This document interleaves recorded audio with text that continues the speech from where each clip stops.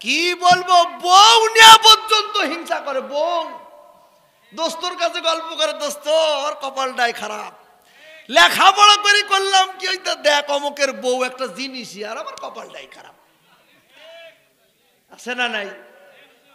কি একটা অবস্থা, পেরেশানি কি। আবার অনেকে দেখবেন রাস্তার মধ্যে বসে খালি অন্যের বউ দেখে টাটকা লুইছ, কথা কয় না কারে, নিজের বউ পছন্দ হয় না, অন্যের বউ দেখলেই চোখটা টাই। এখন লুইছ মানে ফার্স্ট ক্লাস লুইছ, কথা কন ঠিক কিনা কন। এই জন্য পেরেশানি মন থেকে মুছে ফেলতে হলে বেশি বেশি ইস্তেগফার পড়তে হবে, আল্লাহ পাক অন্তর থেকে পেরেশানি দূর করে দিবে, কথা বলে ঠিক কিনা বলেন। এই জন্য হিংসা করা যাবে না। সম্মানিত ভাইরা আমার, ইমাম হাম্বলী রহমতুল্লাহ আলাইহি বলতেছেন, ইয়ার যুবক 3 নম্বর তোমার কি চাওয়া? যুবক বলতেছে 3 নম্বর চা হলো আমার মনে বড় শখ, আমার মনে বড় ইচ্ছা। বলেন তো, এই যে আমরা এখানে যারা বসে আছি, অনেক সময় আমরা মনে বড় ইচ্ছা করি যে আমরা মক্কা মদিনায় যাব, রসুলের রওজা জিয়ারত করব, এমন চিন্তা আমাদের আসে না নাই? নবীজি বলেছেন 3টা জিনিসের দিকে তাকালে মানুষের গুনায় ঝরে যায়। বলেন কয়টা? 3টা। 1 নম্বর হলো কাবা শরীফ। কেউ যদি কাবার দিকে কেউ যদি তাকায়, আমার রব্বুল আলামিন বান্দা বান্দির গুনাহ ঝরায়া দেয়।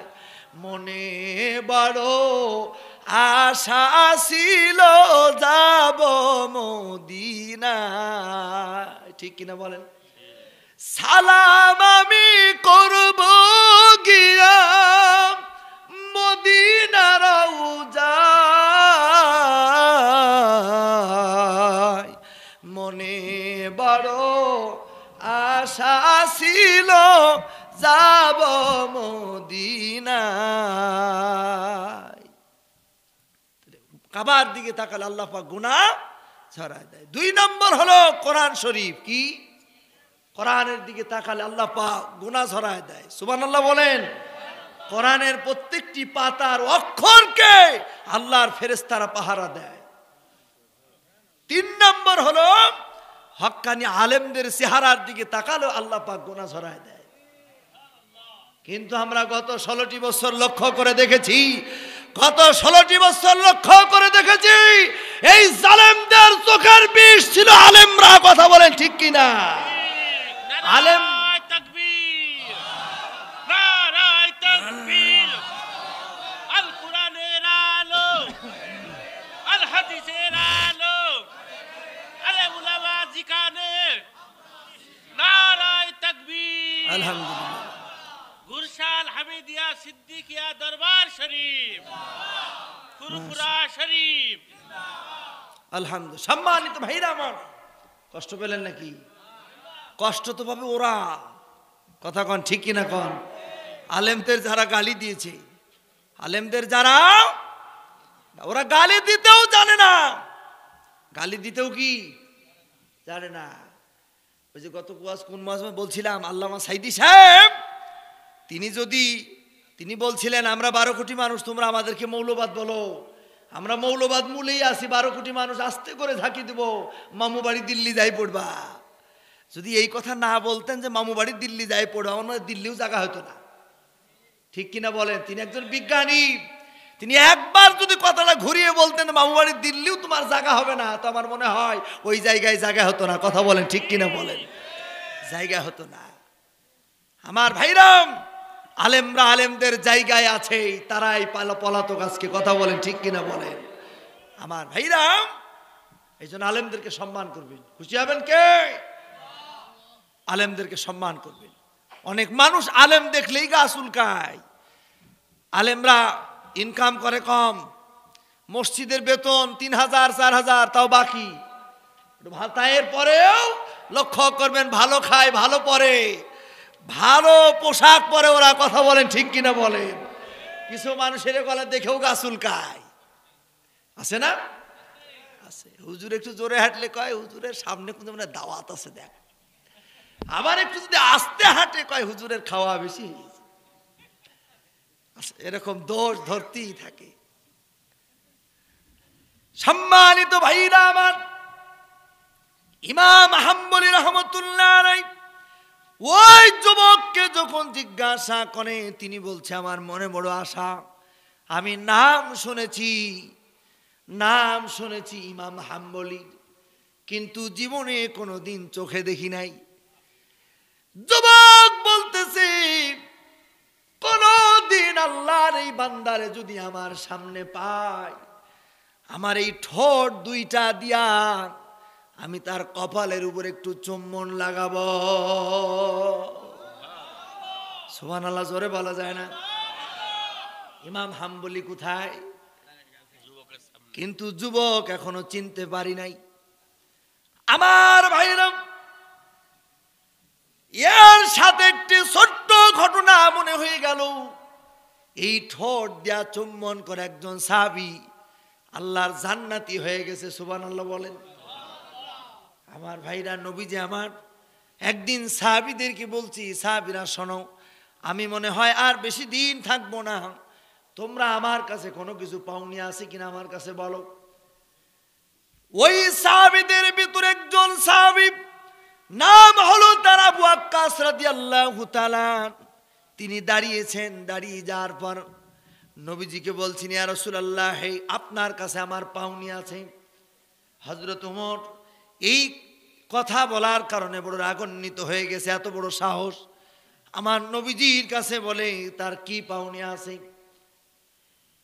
এই আবু ওয়াক্কাস রাদিয়াল্লাহু তাআলা বলে, ইয়া রাসূলুল্লাহ, আমার পাওনি হলো যুদ্ধের ময়দানে আমার শরীরের ভিতরে খেজুরের ডালের আঘাত লাগে, এই আঘাতের আমি আজকে প্রতিশোধ নিতে চাই। বলেন তো সাহাবীদের রাগ হবে কি হবে না? হযরতে আলীর মতো সাহাবী উঠে জামা গুছাচ্ছে যে ওই আবু ওয়াক্কাসকে মারবে। নবীজি বললেন, এরে আলী বসে যাও, আবু ওয়াক্কাস কি বলতে চায় শুনতে দাও। আবু ওয়াক্কাস বলছে, ইয়া রাসূলুল্লাহ, ওই যুদ্ধের ময়দানে খেজুরের ডাল দিয়ে আমার শরীরের ভিতরে আঘাত লাগি, এই আঘাতের প্রতিশোধ নেব। আমার নবীজি বললেন, সাহাবীরা শোনো, এই প্রতিশোধ যদি আজকে আমি না নিতে দিই, কিয়ামতের দিন আল্লাহর আদালতে আমি যুবককে জিজ্ঞাসা করে, যুবক কি পেয়েছো দুইটা বলো, আপনাদের শুনতে চায় না? যুবক বলছে, আমি এক নম্বর হলো ইস্তিগফারের আমল করার কারণে আমার কোনো রিজিকের অভাব নাই। সুবহানাল্লাহ, জোরে বলা যায় না? রিজিকের মালিক কে? আপনি যদি আল্লাহর গোলামি করেন, রিজিককে আল্লাহ পাক আপনার পিছনে লাগাই দিবে। আর আপনি যদি আল্লাহর গোলামি বাদ দিয়া রিজিকের পিছনে ছোটেন, ওর পিছনে লাগবে শয়তান। কি বলেন? এই জন্য ইবাদত করতে হবে কার? আল্লাহ পাক। আল্লাহ রাব্বুল আলামিন কোরআনুল কারীমের ভিতরে বলেছেন, ওয়ামা খালাকুতুল জিন্না ওয়াল ইনস ইল্লা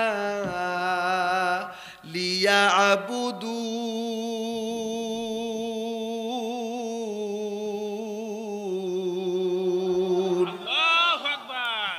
আল্লাহ রাব্বুল আলামিন বলছেন, এই দুনিয়াতে আমি মানুষ আর জিনকে একমাত্র আমার ইবাদতের জন্য সৃষ্টি করেছি। বলেন সুবহানাল্লাহ।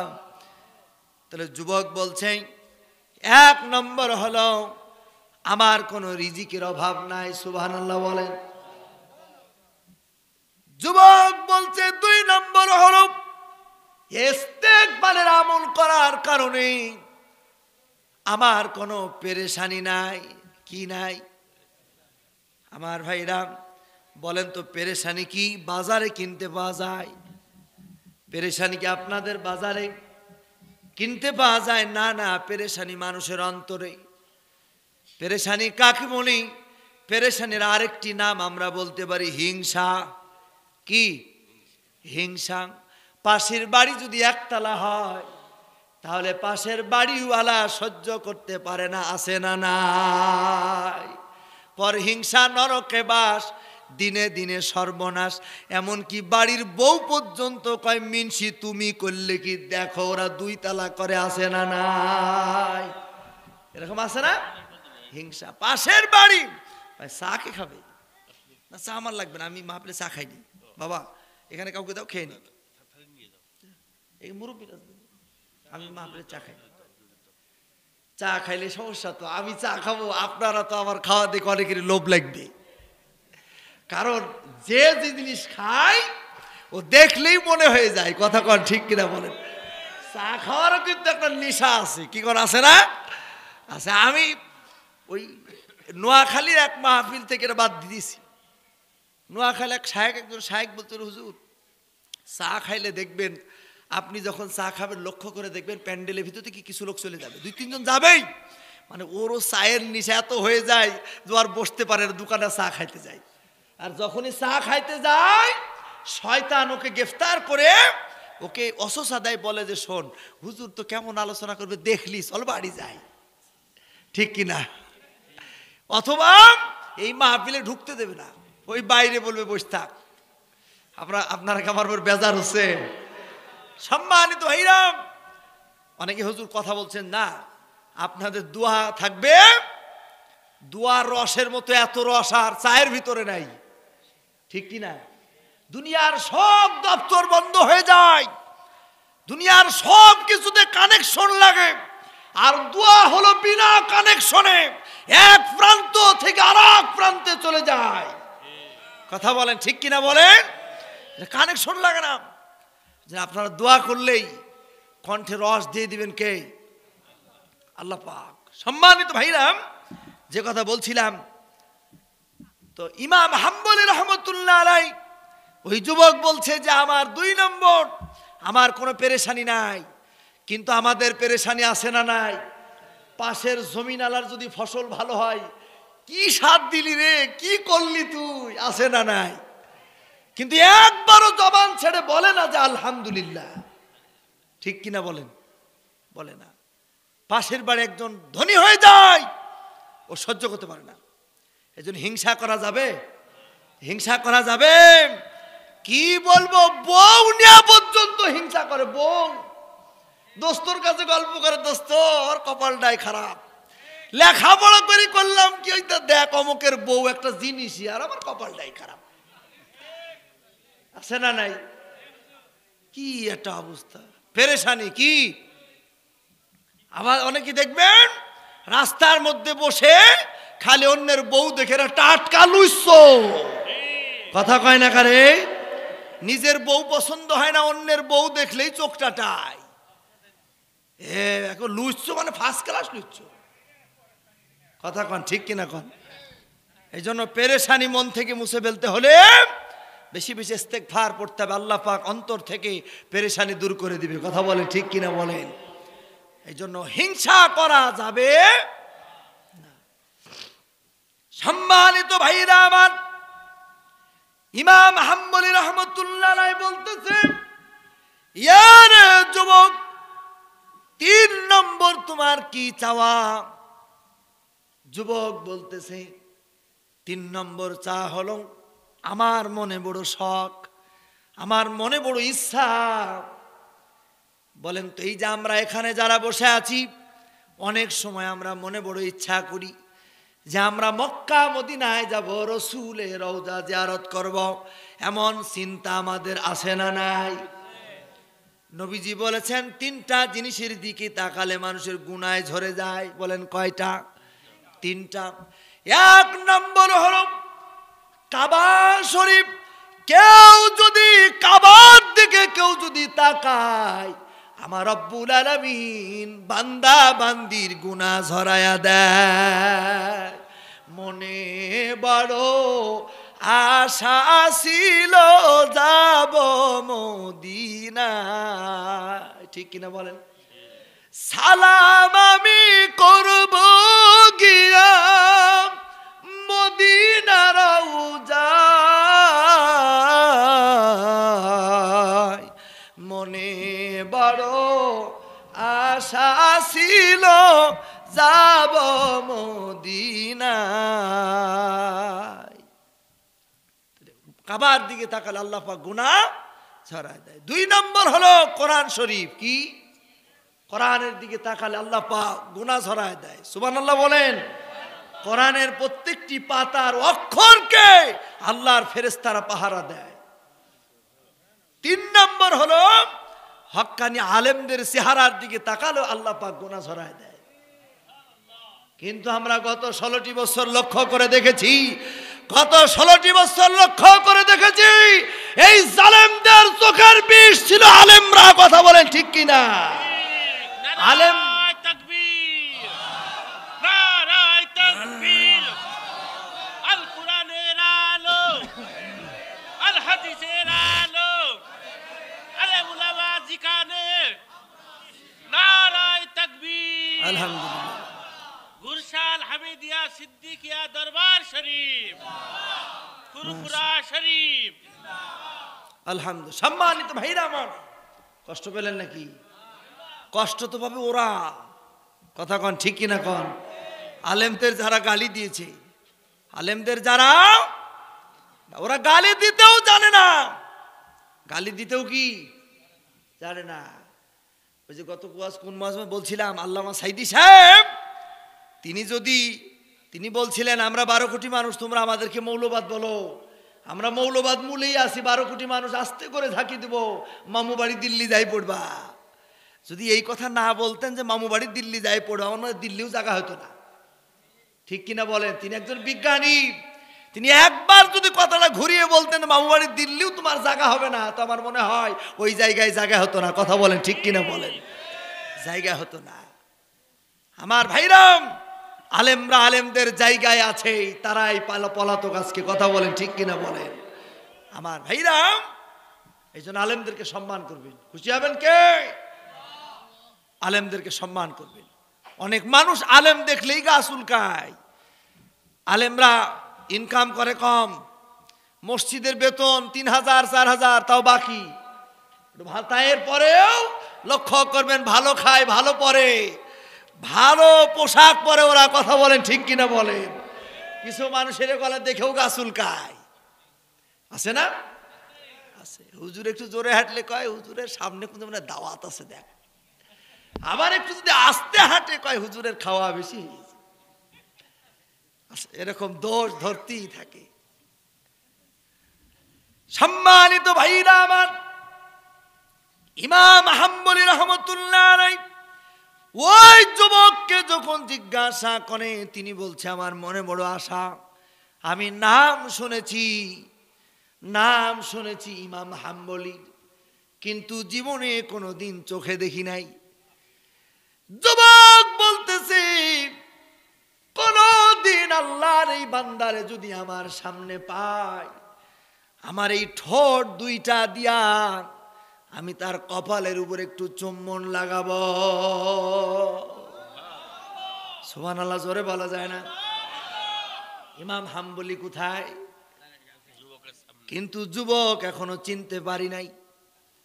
আমার ভাইরা, এর সাথে একটি ছোট্ট ঘটনা মনে হয়ে গেল। এই ঠোঁট দিয়া চুম্বন করে একজন সাহাবী আল্লাহর জান্নাতি হয়ে গেছে। সুবহানাল্লাহ বলেন।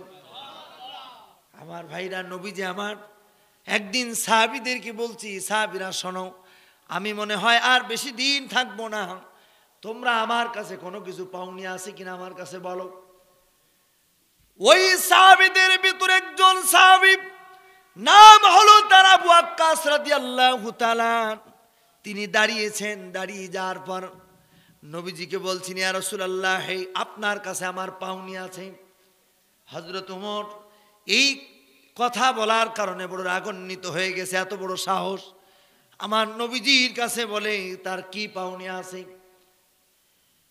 এই আবু ওয়াক্কাস রাদিয়াল্লাহু তাআলা বলে, ইয়া রাসূলুল্লাহ, আমার পাওনি হলো যুদ্ধের ময়দানে আমার শরীরের ভিতরে খেজুরের ডালের আঘাত লাগে, এই আঘাতের আমি আজকে প্রতিশোধ নিতে চাই।